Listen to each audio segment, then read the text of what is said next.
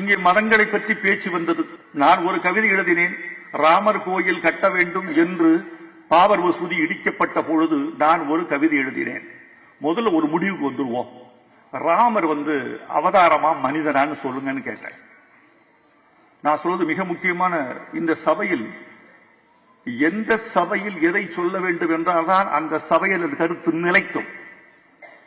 இது சொல்ல வேண்டிய சபை. ராமன் பிறந்த இடம் இது, அங்க கோயில் கட்டுறோம்னு சொல்லலாம். எனக்கு ஒரு கேள்வி இருக்கு. ராமன் அவதாரமா மனிதனா? அவதாரம் என்றால் மேலிருந்து கீழே இறங்குவது என்று பொருள்.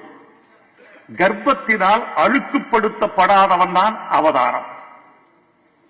அவனுக்கு இந்திரியம், கர்ப்பம் என்ற உபகரணங்கள் தேவையில்லை. அவன் வானத்திலிருந்து கீழே இறங்கி வருகிறான். அவன் அவதாரம் என்று சொன்னால் பிறக்காதவனுக்கு ஏன் பிறப்பிடம்? ராம அவதாரம் என்றால் பிறக்காதவனுக்கு எது பிறப்பிடம்?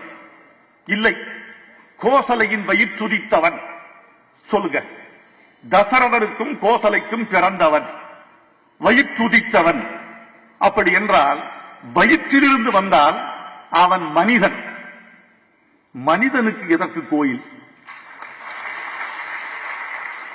இந்த ரெண்டு கேள்விக்கும் இதுவரைக்கும் பதில் இல்லை.